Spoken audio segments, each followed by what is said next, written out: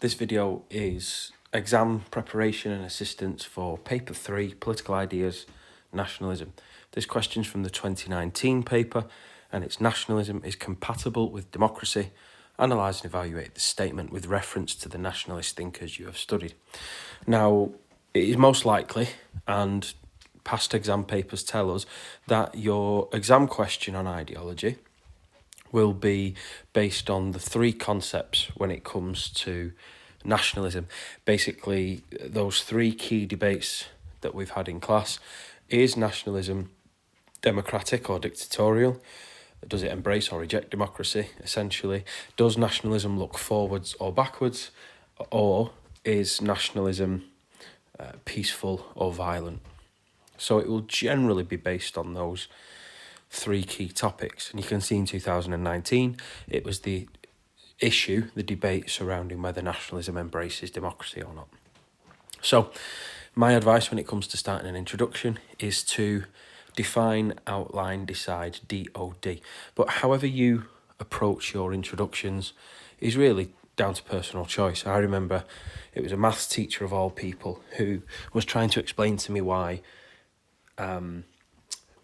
the essay subjects were easier than maths. I'd made the comment that in maths you're either right or you're wrong, and in that case it's an easy subject. He said, essays are easy. You just tell them what you're going to tell them, and then tell them what you've told them. So this is my attempt at trying to tell the examiner what you are about to debate and discuss. So when you define, you're looking at the key terminology. So that's going to be nationalism and sort of setting the scene for democracy and what it means to be embracing democracy. Then in the outline, briefly outline the different groups of nationalists that do and do not embrace democracy, and then overall give me your decision. The last line of your introduction should be a one-sentence attempt at answering that question. So in the define, explain that nationalism is a broad ideology, and it sometimes does not necessarily embrace the democratic process. It depends on the aims and the focus of the particular strand.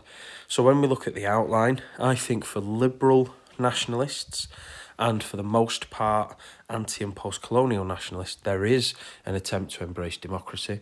I'd say there's a scepticism of democracy in conservative nationalism, and generally when it comes to integral nationalism, an outright opposition to democratic principles.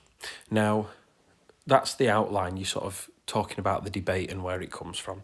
The decide is, okay, on the whole, what do you think? Now, for me, if I was answering this question, I would be arguing that nationalism on the whole does embrace democracy. And my key reason why is it's not just that we've got two strands that embrace democracy. I would argue that conservative nationalism, which places its focus on changing to conserve and maintaining what already exists. For conservative nationalists, there's a big focus on culture and maintenance of culture. I would argue in a modern context, in most Western societies, democracy has long since been embraced. And in a modern context, to truly be a conservative nationalist, you must have a respect for that tradition, which is of the democratic process. So even though early conservative nationalists were sceptical or suspicious of democracy, I'd argue in a modern context that is less so. I'd even go as far to say that some integral nationalist groups have embraced the democratic process. Now, I would say that that's not the norm, but it's showing at least some elements of that strand of nationalism embracing the democratic process. So if this was me, I'd be arguing, on the whole, nationalism does embrace democracy. So then we move on to the main body of our essay. Our key thinkers for liberal nationalism are Jean-Jacques Rousseau and Giuseppe Mazzini, key thinkers 1 and 3. And here's why I believe that the liberal strand of nationalism embraces the democratic process. First of all, Rousseau once said that man is born free but everywhere in chains. And remember that for Rousseau, he was looking forward to a world in which the principles of democracy could be implemented. and the idea of giving citizens the freedom to express the general will would in some form or another involve the democratic process. He inspired those French revolutionaries who overthrew the monarchy in favour of a republican democracy. Please forgive the capitalisation of R there. Word is used to me writing about the Democratic and Republican political parties in the USA. So when I've written Republican, it's gone straight for the capitalisation. It's the same with Mazzini. Mazzini advocated Republican democracy and advocated civic engagement in political and social life. And what better way to engage yourself than by embracing and taking part in the democratic process? And then also this idea of representing the will of the people when it comes to liberal nationalism is inherently democratic. So we could talk about the SNP and how it advocated for the Scottish independence referendum of 2014. Not only did it advocate for the democratic process, but that group respected the result of that process and did not resort to anti-democratic means when they didn't get the result that they desired. We've got this idea of self-determination, allowing a nation of people the right to determine for themselves the state in which they live. And the real-world example for that is the Founding Fathers in the USA and the first 3 words of the preamble of the Constitution, "We the people." That, to me, is the embodiment of liberal nationalism. Here is a group of people setting up a nation in the name of the people. And then some sort of limitations that you might want to consider. Rousseau doubted that self-governance was possible beyond the city-state and didn't advocate republican democracy on a grand scale. It's not something that the French revolutionaries agreed with in their aims. He inspired them, but he would not have advocated mass democracy on that scale. And you could actually, as your real-world example, talk about the Founding Fathers again. One of the great fears of some of the Founding Fathers was mass democracy and the fear of populism. And that's why, for example, the Senate was to be appointed by the states rather than directly elected. So there's some limitations there, but for me, on the whole, liberal nationalism embraces democracy and the democratic process. Then we move on to our conservatives. Now, I'm going to argue that our key thinker von Herder did not embrace democracy. But I will argue that conservative nationalism is compatible with democracy. I think there's a slight difference between von Herder's position and compatibility. So for von Herder, an individual's patriotism, their loyalty to the country, superseded their desire for individual rights in the state. And we can look at the unification of Germany and Italy. When that unification eventually happened, it wasn't the liberal national paradise of maybe of France post-revolution, but actually the unification of those countries was originally set up under monarchies, and it was calling back to those traditions, those tried and tested ways of running the state. Another thing for me that suggests that von Herder did not embrace democracy was his rejection of the social contract. And for liberal nationalists, the social contract is incredibly important. It sets out the role and responsibility of the citizen and the state. Von Herder called the social contract a false notion. He did not embrace the democratic process. However, I'm going to argue, in my conclusion, feel free to disagree, I would argue that conservative nationalism is compatible with democracy. And that's because for conservative nationalism, there should be a respect for cultural traditions. And for me, in the Western world, there is, from even the states that you would suggest are less liberal than others, there is now a democratic process. Now, in some countries, it is more transparent and more effective than others, but generally in the Western world, there has been centuries now of embracing liberal democracy. For that reason, if you are a conservative nationalism and you wish to uphold cultural norms and traditions, then you would conserve that. You would conserve that process. So even though von Herder, when he's writing in the 19th century, won't embrace democracy, I think for a conservative nationalist today, you could argue that there is an element of embracing the democratic process now in this, alongside this idea of changing to conserve what is already there. Democracy is here now, and it would be radical to remove it. And radicalism is not something that conservative nationalists are overly interested in. Okay, now we get to integral nationalists, and it's a nice easy one. Rejection of democracy, certainly for Charles Maurras. Democracy undermined the strength and unity of the nation. He looked at modern day France and believed that it had failed because it had abandoned those old traditions, particularly that of the monarchy and the dominance of the Catholic faith. And so what we have is a key thinker here advocating for a return of the old ways of the monarchy. But also when we look at integral or chauvinistic nationalism in practice, we could look at colonial experimentation and imperialism in the 19th and 20th century. We could look at building the British and French empires in Africa, in the Middle East, all around the globe. The British and French aren't the only nations to have an empire, but they are the two best examples of what I would call integral or chauvinistic nationalism, this view that there was the right way to build a country, the right values upon which you build the nation, and that expansion of those empires was done in the name of the superiority of one way of life.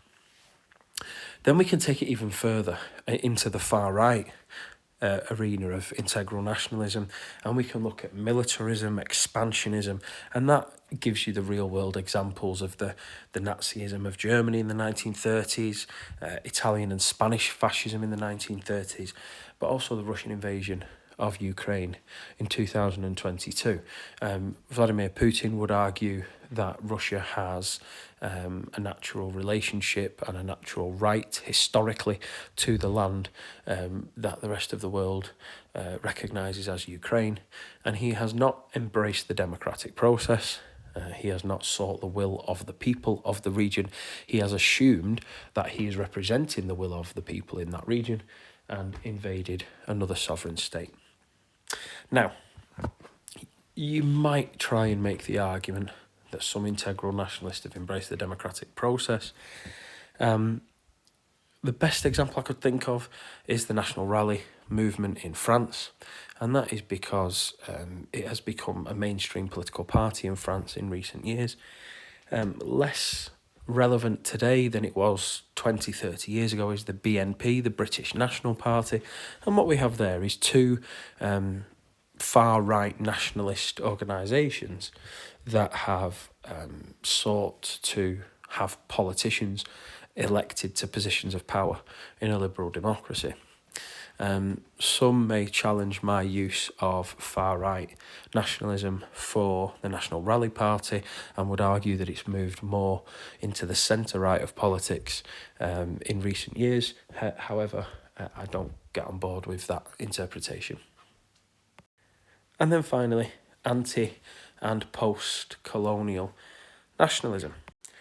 So again, the key thinker for me was an easier one than looking at the ideology or the strand of the ideology overall. So for me, I think Marcus Garvey does embrace the democratic process. However, not all anti- and post-colonial nationalists do so. And actually, it's such a diverse range of views and within this one strand that I think it's natural to see a range of approaches. So for me, Garvey's key aim with Pan-Africanism was to unite a people that had otherwise been divided.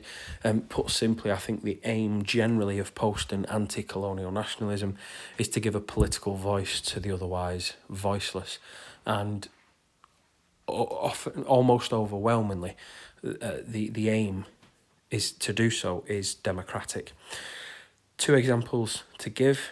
Sinn Féin, who was the political voice of the IRA in Northern Ireland in the 1990s, rejected the armed struggle, encouraged ceasefire and embraced the peace process, which involved sitting at the table with Unionist politicians and the British state, a state that it wants to have no jurisdiction over its people, they sat down, negotiated the Belfast Agreement, or played a part in negotiating the agreement, and has then played a role in the power sharing executive in Northern Ireland. So we've got an example there of embracing the democratic process.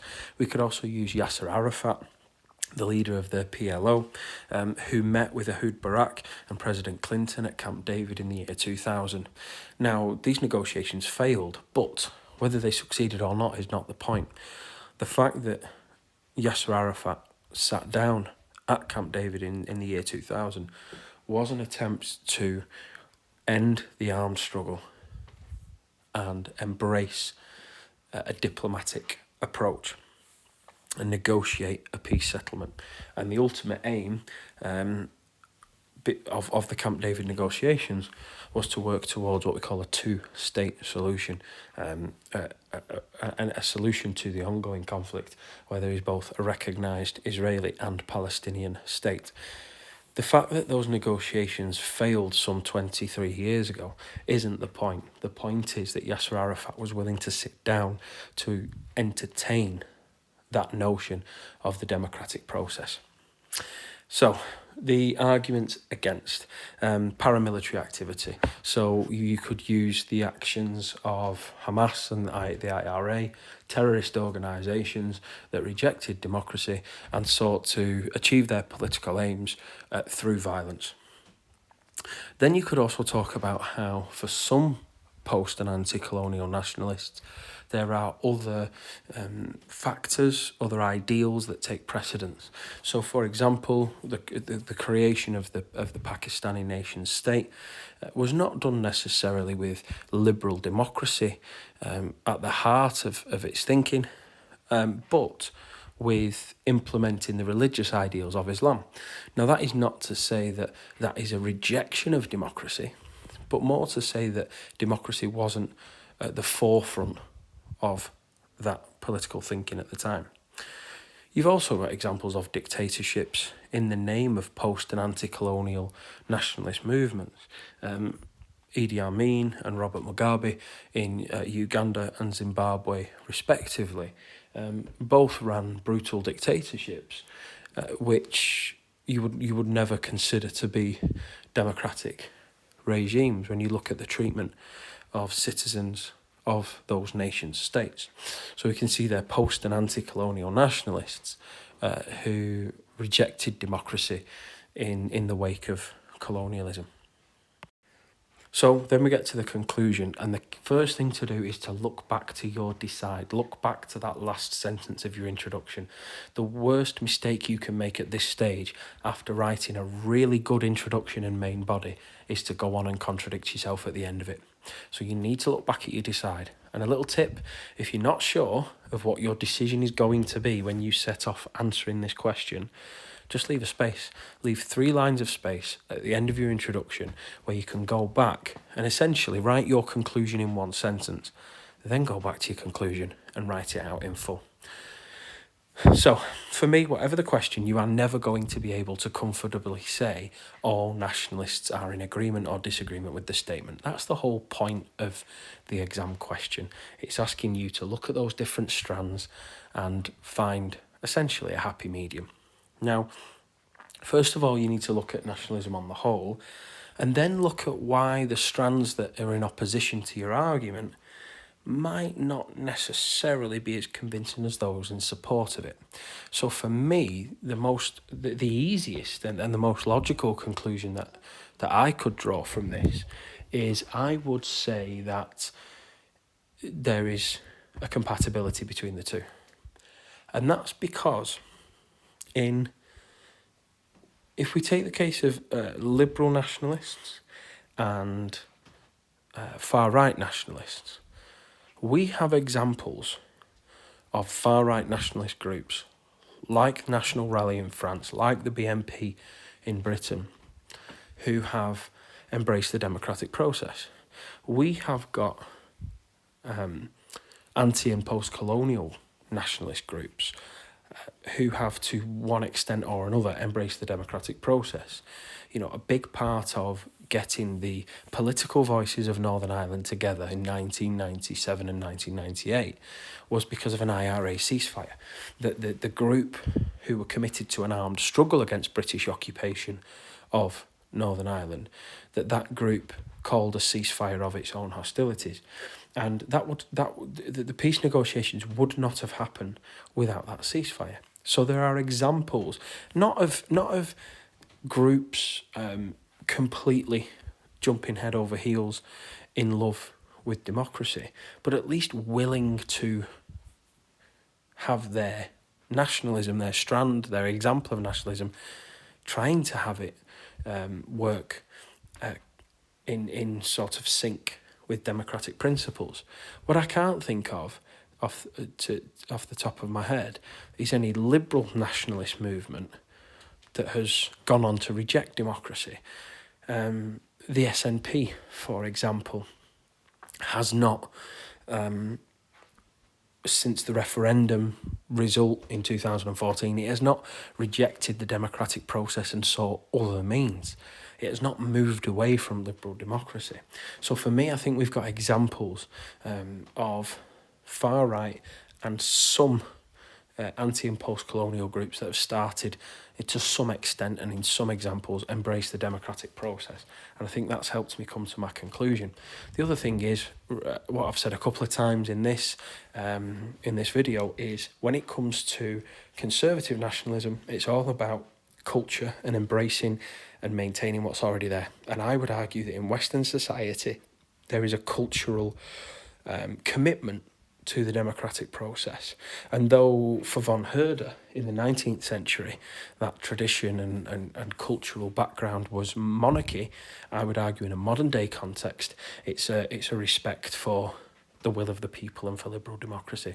And a modern day conservative nationalist would certainly embrace democracy more confidently and comfortably than von Herder would have done in the 19th century.